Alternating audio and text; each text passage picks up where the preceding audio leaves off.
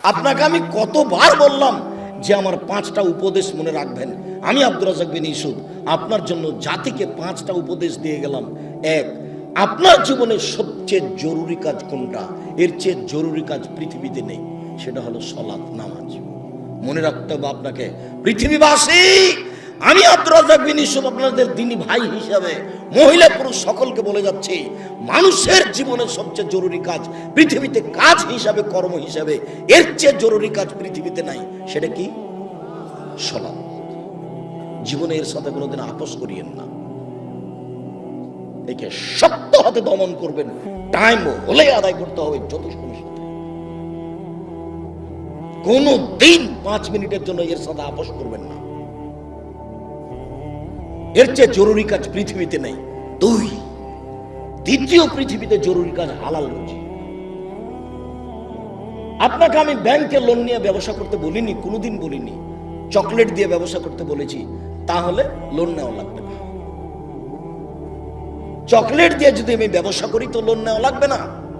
Loan এত খারাপ, loan এত খারাপ, লোন এত খারাপ যে লোন যেন আমি না করি, এই জন্য আল্লাহর নবী দিন রাত পরিত্রাণ চাইতেন। সালাম ফিরার পূর্বে এমন কোনোদিন জীবনে একটা দিন ঘটেনি যে এই দোয়া বলেননি। দোয়ার শেষ বাক্যটা হচ্ছে আল্লাহুম্মা ইন্নী আউযু বিকা মিনাল মা'সামি ওয়াল মাগরাম। তোমার কাছে বাঁচতে চাই বড় পাপ হতে, তোমার কাছে বাঁচতে চাই ঋণ কর্য হতে, তোমার কাছে বাঁচতে চাই বড় পাপ হতে, তোমার কাছে বাঁচতে চাই ঋণ কর্য হতে, তোমার কাছে বাঁচতে চাই বড় পাপ হতে, তোমার কাছে বাঁচতে চাই ঋণ কর্য হতে। এই বাক্যটা না বলে তিনি কোনোদিন সালাম ফিরেননি। এ কথা আয়েশা রাদিয়াল্লাহু তাআলা আনহা বলেন, হাদিস বুখারী মুসলিম। আর আপনি ব্যাংকে চাকরি করেন, এটাই খারাপ। আবার আপনি 30 লাখ টাকা লোন নিয়ে বাড়ি করলেন, ছেলে মেয়ের জন্য রেখে চলে গেলেন, আর জাহান্নামার যা মরার সাথে সাথে আপনাকে কবরে পুঁতাইতে লাগলো। আপনি একটু কিছুই বুঝলেন না, হুঁচলার মতো দিন কাটাচ্ছেন। চাপানে ওদের ভাষাতে যে বুদ্ধি দিয়ে কাজ করে না, ওকে বলে হুঁচলা, মোটা বুদ্ধি। একটু বিবেচনা করতে হবে না? এমনি তো বোকামির পরিচয় দিয়ে ব্যাংকে চাকরি করতে গেছেন। আমি তো বলেছি এই বাংলাদেশের মাটিতে এমন কোন ব্যাংকিং ব্যবস্থা নাই, এমন কোন ব্যাংক নাই যেখানে চাকরি যায়। দেখি কোন মায়ের বেটা প্রমাণ করতে পারে। ব্যাংকে টাকা রাখা আর ব্যাংকে চাকরি করা দুটো এক নয়। সম্মানিত দিনী ভাই বোন, মানুষের জীবনে সবচেয়ে জরুরি কাজ হালাল রুজি। শ্বশুরের কাছে টাকা নিয়ে জীবিকা নির্বাহ করবেন না। ও কথা পুনরায় বলা লাগবে না, শতবার বলেছি যে যৌতুকের টাকা দিয়ে চাউল কিনে ভাত খেয়ে ইবাদত কবুল হবে না। ভিক্ষা করার টাকা দিয়ে চাউল কিনে ভাত খেয়ে ইবাদত কবুল হবে। আমি ভিক্ষা করবো কেন? আমার গায়ে শক্তি আছে, কাজ করে খেতে পারি। তবুও ভিক্ষা করার টাকা দিয়ে চাউল কিনে ভাত খেয়ে ইবাদত কবুল হবে। যৌতুকের টাকা দিয়ে ভাত খেয়ে ইবাদত কবুল হবে না। চাউল কিনে ভাত খেয়ে ইবাদত কবুল হবে না। ওটা হারাম টাকা। যৌতুক শ্বশুরকে ফেরত দিতে হবে, ওটা ভুল হয়েছে। আর আগামীকাল সন্ধ্যা হতে হতে, এই ছেলে, তোমাকে বলেছি শতবার, তোমার বাপ যেন তোমার ফুবুকে জমি ফেরত দেয়, হিসাব করে ভাগ করে দেয়। আগামীকাল সন্ধ্যা হতে হতে আপনি বোনের জমি দিয়ে দিবেন। আপনার বাপ মারা 10 বছর হলো। বোনের জমি মানে পরের জমি। পরের জমি খান কেন? শরম হয় না? আপনার ভাগ্য আল্লাহ লিখে দেননি? বাপ মারা গেছে, আপনি জমির ভাগ নেবেন, আপনার বোন জমির ভাগ নেবে। আপনি নেবেন সকালে আর আপনার বোন নেবেন বিকেলে, এরকম কথা কি না? একসাথে। তা আজ পর্যন্ত জমি আপনার কাছে কেন? আপনাদের 4 ঘাট কোন দিক থেকে একটা লোক গেছে আমার কাছে, তো বলছে আমি অংশ বন্টনের উপরে ডক্টরেট ডিগ্রি করব, সেই জন্য আপনার কাছে এসেছি। কি করবেন? কি বলে আপনাকে কিছু জিজ্ঞাসা করব। প্রথমে বলছে আপনার আমি পরীক্ষা নিব। আমারই পরীক্ষা নেবেন? আচ্ছা ভালো, কি জিজ্ঞাসা করবেন করেন তো। তো কিছু মাসলা জিজ্ঞাসা করব এই ফারাইজ সম্পর্কে। করার পরে বলছেন আমাকে এইটাই মনে হয় আমার পরীক্ষা। সেটা হলো এই, আপনার বাপ মারা গেছে না বেঁচে আছেন? মারা গেছে।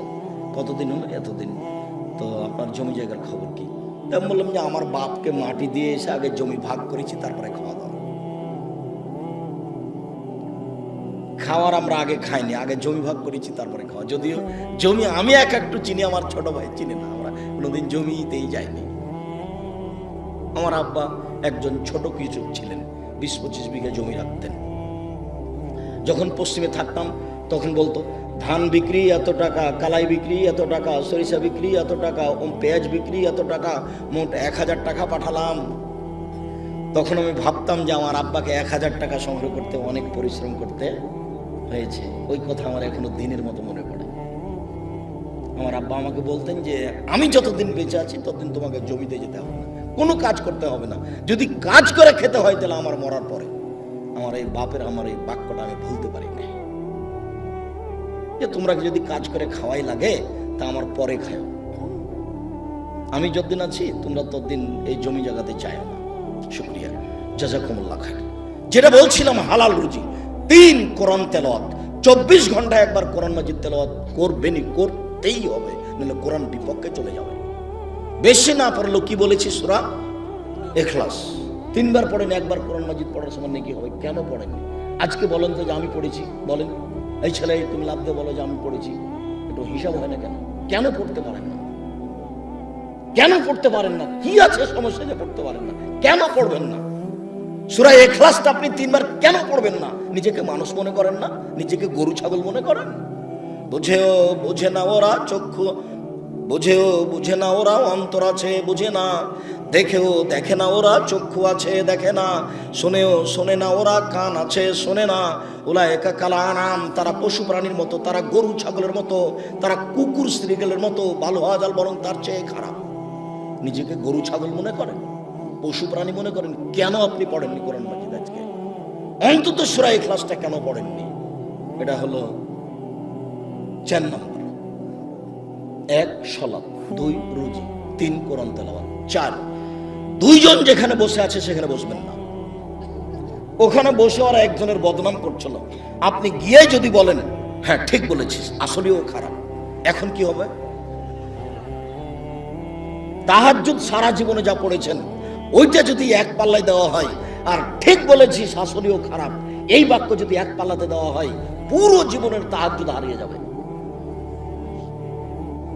আপনি বলতে পারেন, বুঝতে পারেন ল্যাংটা মেয়েকে দেখছি আর গল্প জমাচ্ছি, এটা কত বড় খারাপ, আর মানুষের বদনাম কানে শুনছি, এটা কত বড় খারাপ, আপনাকে আমি বুঝাতে পারি না। 4 জন যেখানে, 2 জন যেখানে বসে আছে সেখানে বসবেন না। 5 ছেলে মেয়ে স্ত্রীর উপরে হন কঠোর, খুব কঠোর, চোখ যেভাবে ঘুরে বউ সেভাবে চলে, তার নাম ক্ষমতা। আহাল পরিবারের উপরে খুব কঠোর হতে হবে, শক্ত হাতে পরিবারকে দমন করতে হবে, নইলে তাহাজ্জুদে আপনি টিকতে পারবেন না। শেষে দেখা যায় বেটির কারণে, বইয়ের কারণে জাহান্নাম হয়ে গেছে। শতদিন বলেছি, আল্লাহ নবী বলছেন 3 শ্রেণীর মানুষ জাহান্নামে যাবে। তার 1 শ্রেণীর মানুষ হচ্ছে মধুমিনুল খামর, যারা নিয়মিত বিড়ি তামাক জর্দা সিগারেট গুল নেশাদার দ্রব্য খায় পান করে, তারা জাহান্নামে যাবে। একটা ছেলে বলছে, আব্দুর রাজাক সাহেব আপনি যে বিড়ি সিগারেট সব সময় বলেন, তো বিড়ি সিগারেট হারাম তার দলিল কোথায়? তো দলিল সরাসরি আছে, আল্লাহ রাসূল বলছেন মাসকারা কাসিরুহু ফাকালিলুহু হারাম। যেই জিনিসটা বেশি খেলে বিবেকের ক্ষতি হবে, তার কম, তার একটা কণাও হারাম। তো তাহলে তোমার 50 বেড়ি, হাফ কেজি বেড়ির মশলা খুলে একজনকে খাওয়া দাও তো দেখি। হাফ কেজি জর্দা তুমি একজনকে খাওয়া দাও, তার বিবেকের ক্ষতি হয় কিনা? 10 কেজি খাওয়িয়ে দিলে যদি বিবেকের ক্ষতি হয়, তাহলে তার একটা কণাও হারাম। আল্লাহ রাসূল বলেছেন, এক বাক্য বলেছেন এমন ভাবে কিয়ামত পর্যন্ত সারা পৃথিবীর সব জায়গাতে চলবে। কাজেই হালাল রুজি খাবেন, আর জরুরি প্রয়োজন ছাড়া কোথাও বসবেন না, আর পরিবারের উপরে খুব শক্ত, খুব কঠোর হতে হবে। সম্মানিত দিনী ভাই বোন, এই 5টা উপদেশ থাকছে। বলছিলাম আমার দিনী বোনদের ব্যাপারে একটু অনুরোধ জানাচ্ছি। দেখুন, 4টা কাজ করতে পারলে আপনার জন্য জান্নাতের সব দরজা খোলা। আপনি 4টা কাজ করেন, জান্নাতের যে কোনো দরজাতে যেতে পারবেন। আমি বলিনি এই কথা মুহাম্মদ সাল্লাল্লাহু আলাইহি সাল্লাম বলেন। 1 সালাত খামসা, 5 ওয়াক্ত সালাত আদায় করুন। এই ছেলে, তোমরা ওখানে ভাবে দাঁড়িয়ে কেন? বসো। দিনী ভাই বোন, আমি আপনাদেরকে অনুরোধ করছি, আপনারা দয়া করে দোকানপাটে কেউ থাকিয়েন না, রাস্তাঘাটে চলাচল করিয়েন না।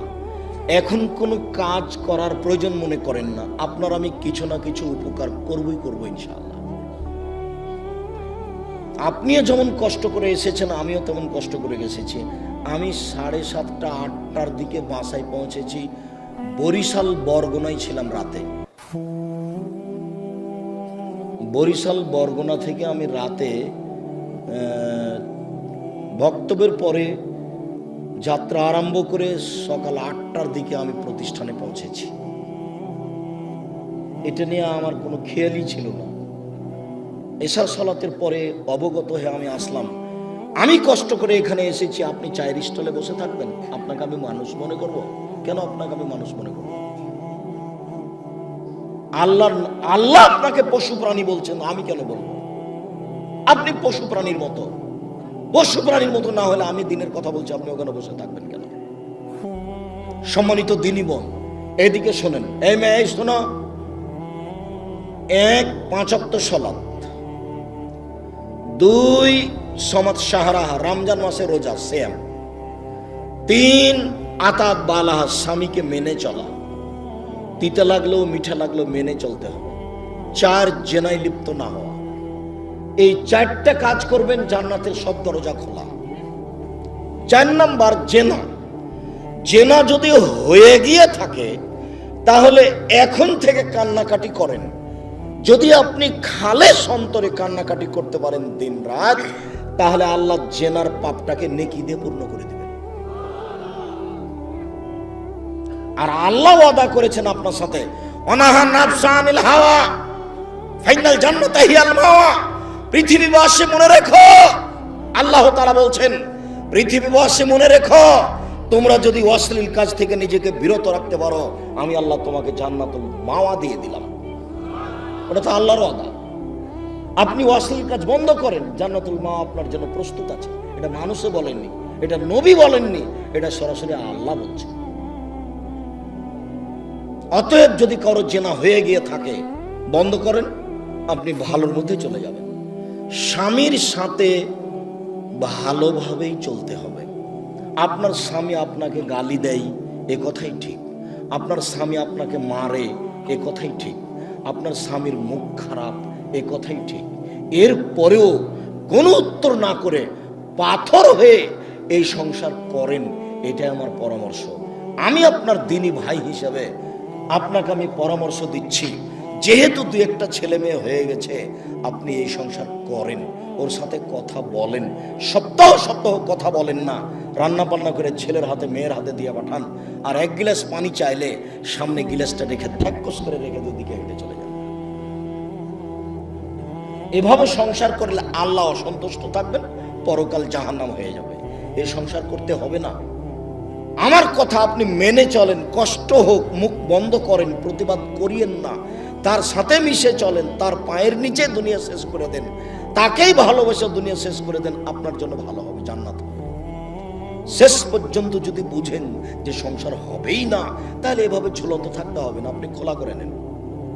যে কোনো মহিলা যে কোনো স্বামীর সাথে খোলা করতে পারে যে আপনার সাথে থাকবো না, চেয়ারম্যান সাহেবরা ঠিক করে দেন, কাজী সাহেব ঠিক করে দেন, আমাকে একটা খোলা তালাক লিখে দেন, আমি আমার স্বামীর ভাত খাবো না।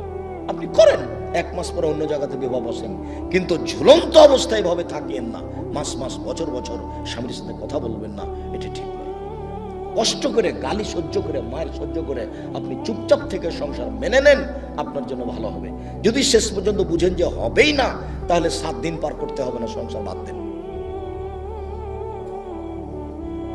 4টা কাজ করেন, জান্নাতের সব দরজা খোলা। আপনার জন্য আপাতত কথা শেষ। আপনি আমার দিনী বোন। 1 5 ওয়াক্ত সালাত, 2 রমজান মাসে রোজা, 3 স্বামীকে মেনে চলা, 4 জেনায় লিপ্ত না হওয়া। জেনা যদি ঘটেই থাকে তাহলে মরা পর্যন্ত কান্নাকাটি করেন, যা পাপ হয়েছে সেটা আল্লাহ নেকি দিয়ে পূর্ণ করে দিবেন ইনশাআল্লাহ।